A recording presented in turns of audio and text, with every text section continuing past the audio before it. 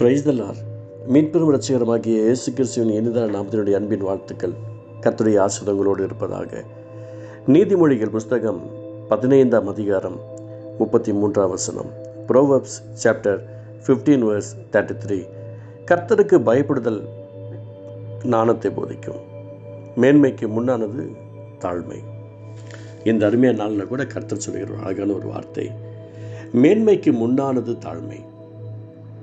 நம்ம எல்லாருமே நல்ல லெவலில் வரணும்னு நம்ம நினைக்கிறோம். பெரிய ஆள் ஆகணும், நல்லா சம்பாதிக்கணும், நம்ம குடும்பத்தில் நல்ல லெவலில் இருக்கணும், ஆசுதமாக இருக்கணும்.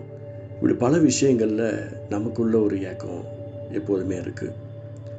ஆனால் இவைகளெல்லாம் ஆஸ்வதிக்கப்படணும் அப்படின்னு சொன்னால் நமக்கு தேவைப்படுகிற ஒரு விஷயம் என்னென்னா தாழ்மை.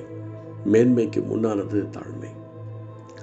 மழை பெஞ்ச உடனே மேட்டை நோக்கி தண்ணி ஓடுவதல்ல, எங்கே பள்ளம் அதிகமாக இருக்கிறதோ அதை தான் நிரப்பணும்னு சொல்லி அந்த தண்ணி ஓடும்.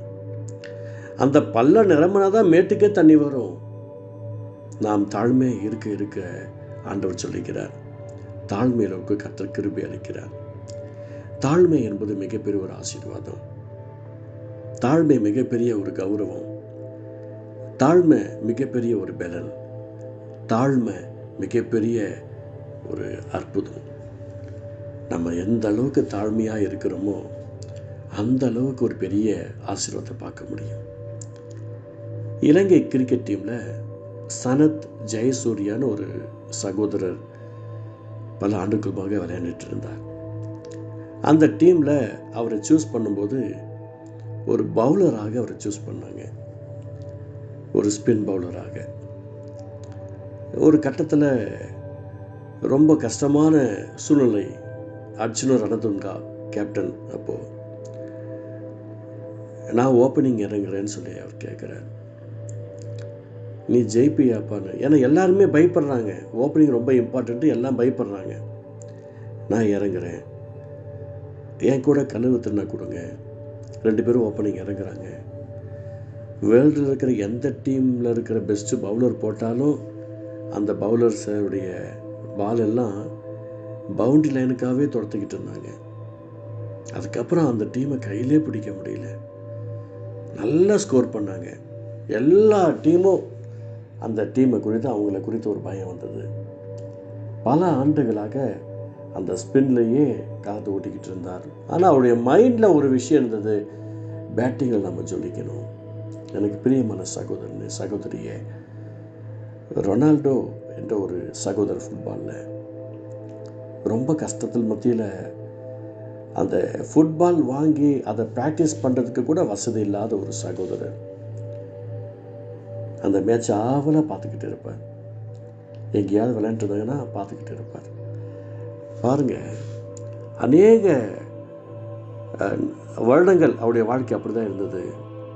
அவருடைய ஏக்கம், அந்த பார்வையில் ஒரு தாழ்மை, ஏக்கத்தில் தாழ்மை.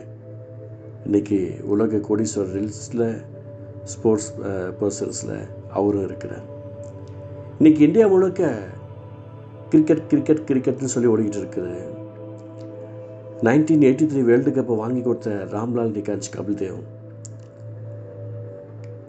அந்த ஹரியானாவில் சண்டிகரில் மேட்ச் நடந்துகிட்ருக்கு.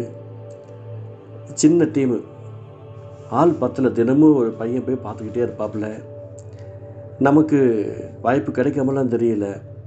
அன்னைக்கு பார்த்தா ஒரு ஆள் பத்தலை. தம்பி, ஒரு பையன் இங்கே வருவான், அந்த பையனை உள்ள தூக்கி போடலாம் அப்படின்னு சொல்லி அவங்க வெயிட் பண்ணிருக்கும்போது அந்த பையன் வராப்புல. அந்த பையனை உள்ள தூக்கி போடுறாங்க. அந்த கேமில் நல்லா ஆடினாப்புல. அதுக்கப்புறம் அவர் கேம் விட்டு ரிட்டையர்ட் ஆகிற வரைக்கும் அவர் நல்ல லெவலில் போனாப்புல. இந்தியா டீம்லேயும் போனாப்புல. பாருங்கள், அவர் தான் கபில்தேவ். இன்றைக்கி இந்தியாவுக்கு பெரிய ஒரு வருமானம் கிரிக்கெட்னால் வருது அப்படின்னு சொன்னால், அந்த சின்ன பையன் ஏக்கத்தோடு அந்த மரத்து பக்கத்தில் போய் உட்காந்து அந்த மேட்ச்சை பார்த்து கடைசியில் அந்த மேட்ச்சில், ஒரு சாதாரண லோக்கல் மேட்ச்சில் அவர் போய் அவருடைய லெவல் வேறு லெவலில் போனது. எனக்கு பிரியமான சகோதரியே, அந்த ஜெயசூர்யா அந்த கண்களில் பாலும் பேட்டும் தெரிஞ்சுது. அந்த ரொனால்டோவுக்கு அந்த காலும் ஷூவும் அந்த ஃபுட்பாலும் தெரிஞ்சுது.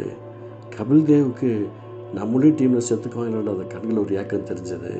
அதை காட்டிலும் கர்த்தர் பெரியவர்.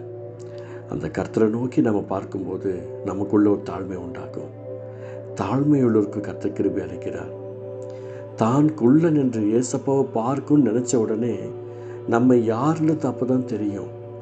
நம்ம பாவி என்று கர்த்தர் நமக்கு நினைவு கூறுகிறார். நம்முடைய எண்ணங்கள், சிந்தனைகள், ஏக்கங்கள் எல்லாம் கர்த்தருடைய அன்புக்குள்ளே மாறும். நம்மை தாழ்மைப்படுத்துவோம். தாழ்மைப்படும் போது நம்முடைய குடும்பத்திற்கு நாம் ஆசீர்வாதமாக இருப்போம். நம்முடைய ஊருக்கு நம்ம ஒரு ஆசீர்வாதமாக இருப்போம். நம்முடைய ஜனங்கள் எல்லாருக்கும் நாம் ஒரு ஆசீர்வாதமாக இருப்போம். விட்டுடாதீங்க. அந்த தாழ்மையை கேட்ச் பண்ணிக்கோங்க.